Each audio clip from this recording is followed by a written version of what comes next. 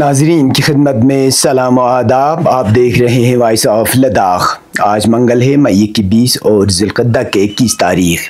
آج کی تازہ ترین خبروں کو لے کر میں سید ہاشم رضوی حاضر۔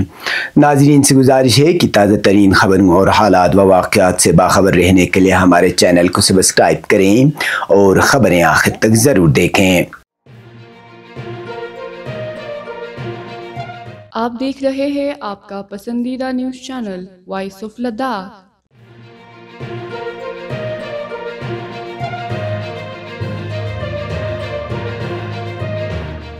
ضلع لیہ کے ہیڈ کوارٹر میں آج دوپہر ایک ہولناک آگ بھڑک اٹھی جس نے علاقے میں خوف و ہراس پھیلا دیا۔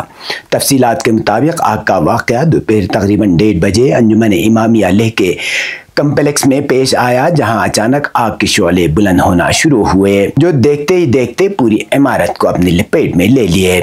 مقامی ذرائع کے مطابق جیسے ہی آگ لگی، آس پاس کے لوگوں نے فائر اینڈ ایمرجنسی سروس کو اطلاع دی۔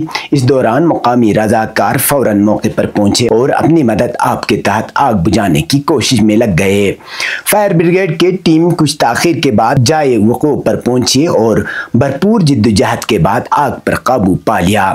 آگ سے کمپلیکس کے ایک حصے کو شدید نقصان پہنچنے کی اطلاع ہے، تاہم کسی جانی نقصان کی کوئی اطلاع نہیں ملی۔ واقعے کے فوراً بعد پولیس بھی موقع پر پہنچ گئی اور علاقے کو گھیرے میں لے کر تحقیقات کا آغاز کر دیا۔ آگ لگنے کی وجوہات تاحال معلوم نہیں ہو سکی، البتہ امکان ظاہر کیا جا رہا ہے کہ شارٹ سرکٹ یا کسی تکنیکی خرابی کے باعث یہ حادثہ پیش آیا ہو۔ فائر سروس اور پولیس کی جانب سے مشترکہ طور پر آگ لگنے کی اصل وجوہات جاننے کے لیے تفتیش جاری ہے۔ واقعے پر انجمن امامیہ لیہ کے صدر اشرف علی برچھا نے افسوس کا اظہار کیا اور مطالبہ کیا کہ حفاظتی اقدامات کو مزید مؤثر بنایا جائے تاکہ مستقبل میں اس قسم کے واقعات سے بچایا جا سکے۔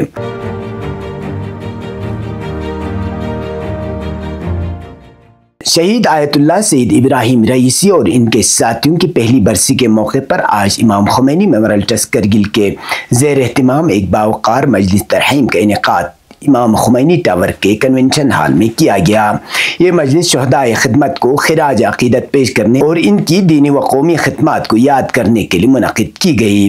تقریب میں IKMT کے چیئرمین، اراکین، علماء کرام، معززین علاقے اور علماء کی ایک بڑی تعداد نے شرکت کی۔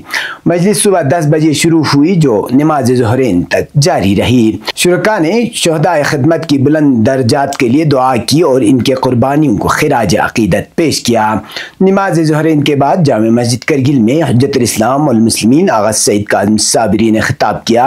انہوں نے اپنے خطاب میں شہید آیت اللہ رئیسی اور ان کے رفقائے کار کی دینی و قومی اور سماجی خدمات کو تفصیل سے بیان کیا۔ آغا صابری نے کہا کہ شہید رئیسی نے نہ صرف ایران بلکہ پوری امت مسلمہ کے لیے ایک مثالی قیادت کا مظاہرہ کیا اور ان کی شہادت امت کے لیے ایک ناقابل تلافی نقصان ہے۔ انہوں نے مزید کہا کہ شہداء کا راستہ قربانی، اخلاص اور خدمت خلق کا راستہ ہے جس پر چلنا ہماری دینی اور اخلاقی ذمہ داری ہے۔ اس مجلس ترحیم کے ذریعے کرگل کے عوام نے ایک مرتبہ پھر شہداء سے اپنی والہانہ عقیدت اور اسلامی اقدار سے وابستگی کا اظہار کیا۔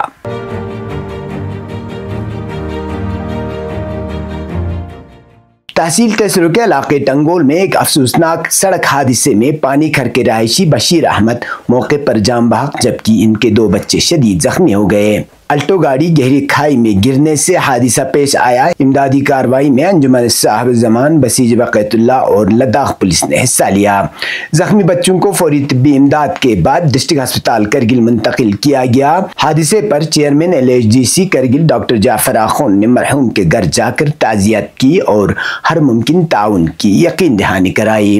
ان کے ہمراہ مختلف محکموں کے افسران بھی موجود تھے۔ پولیس نے حادثے کی تحقیقات شروع کر دی ہے۔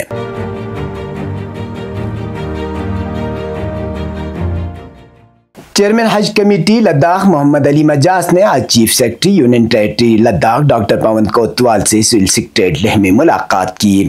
ملاقات میں حج 2025 کے انتظامات، حج 2026 کی پیشگی تیاری اور کرگل میں پاسپورٹ سیوا کیندر کو جلد فعال کرنے سے متعلق اہم امور پر گفتگو ہوئی۔ اس موقع پر ان کے ہمراہ حج کمیٹی کے رکن محمد علی چندن بھی موجود تھے۔ وفد نے کرگل میں پہلے سے منظور شدہ پاسپورٹ سیوا کیندر کو فوری طور پر فعال بنانے کی ضرورت پر زور دیا۔ انہوں نے کہا کہ کرگل کے رہائشیوں کو پاسپورٹ سے متعلق سہولیات کے حصول میں شدید مشکلات کا سامنا ہے، کیونکہ انہیں لیہہ سری نگر کا سفر کرنا پڑتا ہے، جس سے خاص طور پر بزرگ شہریوں کو دشواری اور تاخیر کا سامنا ہوتا ہے۔ چیئرمین نے اس بات پر بھی تشویش کا اظہار کیا کہ گزشتہ چند سالوں میں متعدد حج درخواستیں محض پاسپورٹ مسائل کی وجہ سے مسترد ہو چکی ہیں۔ انہوں نے کہا کہ کرگل میں فعال پاسپورٹ سیوا کیندر سے تمام افراد کو مساوی سہولیات میسر آئیں گی۔ چیف سیکرٹری نے وفد کو یقین دہانی کرائی کہ اس سلسلے میں بروقت اقدامات کیے جائیں گے اور یونین ٹیریٹری میں حج زائرین کو بہتر سہولیات فراہم کرنے کے لیے ہر ممکن تعاون کیا جائے گا۔ اب پیش ہے قومی اور بین الاقوامی خبریں۔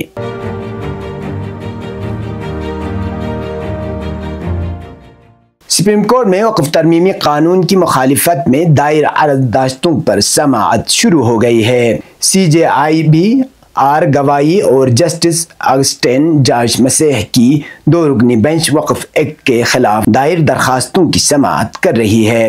عدالت کے کسی عبوری فیصلے تک پہنچنے سے پہلے دونوں فریق اپنے اپنے دلائل پیش کر رہے ہیں۔ اس کے لیے دونوں فریقوں کو 2 گھنٹے کا وقت دیا گیا ہے۔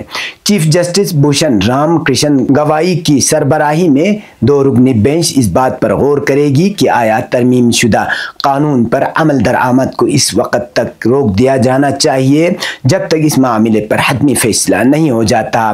جسٹس آگسٹن جارج مسیح کے ساتھ دوسرے جج ہیں سالیسٹر جنرل تشار مہتا نے سپریم کورٹ میں مرکزی حکومت کا فریق پیش کرتے ہوئے کہا کہ ابتدائی طور پر 3 نکات پر فیصلہ کیا گیا تھا۔ ہم نے 3 کا جواب دیا، لیکن فریقین نے ان تینوں مسائل کے علاوہ دیگر مسائل کا بھی ذکر کیا ہے۔ سپریم کورٹ کو صرف 3 معاملات پر توجہ دینی چاہیے۔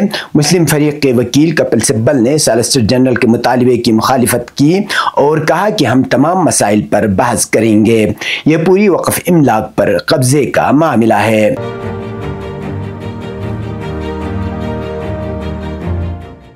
بیلجیم سے نوجوان سائیکل پر حج کے لیے سعودی عرب پہنچ گیا۔ حج کی ادائیگی کے جذبے پر پہاڑ جیسے فاصلے مٹا دیے۔ بیلجیم سے نوجوان طویل اور ہزاروں کلومیٹر پر محیط سفر طے کر کے سائیکل پر سعودی عرب پہنچا۔ رمضان کے بابرکت مہینے میں جب لوگ عبادت میں مصروف تھے، تب بیلجیم کے 26 سالہ جوان انس الرزقی نے ایک منفرد اور عظیم سفر کا آغاز کیا۔ سائیکل پر مکہ مکرمہ تک کا 4500 کلومیٹر طویل سفر ادائیگی حج کے لیے ادا کیا۔ انہوں نے آسٹریلیا، اٹلی، بوسنیا اور دیگر ممالک سے ہوتے ہوئے سعودی عرب کا سفر طے کیا۔ انس الرزقی نے بتایا کہ میں نے یہ سفر رمضان المبارک میں روزے کی حالت میں شروع کیا اور روزانہ تقریباً 100 کلومیٹر سائیکل چلائی۔ انس نے کہا کہ یہ ایک خواب ہے اور ایک نعمت ہے۔ سفر کے دوران میں نے مساجد میں رات بسر کی۔ یہ سفر آسان نہیں تھا، لیکن ایمان، جذبے اور صبر کے ساتھ ہر مشکل کو عبور کرتا گیا۔ جب انس سعودی عرب پہنچے تو حلت عمار بارڈر پر ان کا پھولوں اور عربی قہوے سے استقبال کیا گیا۔ وہ حج پرمٹ کا بیج پہن کر بارڈر سیکیورٹی اہلکاروں کے ساتھ دستاویزات مکمل کرتے نظر آئے۔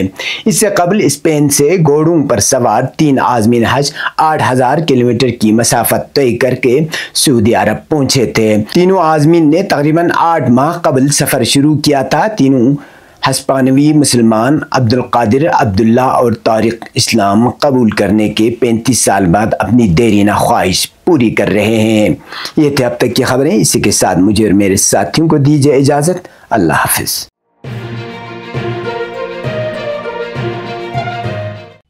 مقامی، قومی اور بین الاقوامی خبروں سے باخبر رہنے کے لیے چینل کو لائک، شیئر اور سبسکرائب کریں، ساتھ ہی بیل آئیکن دبانا نہ بھولیں۔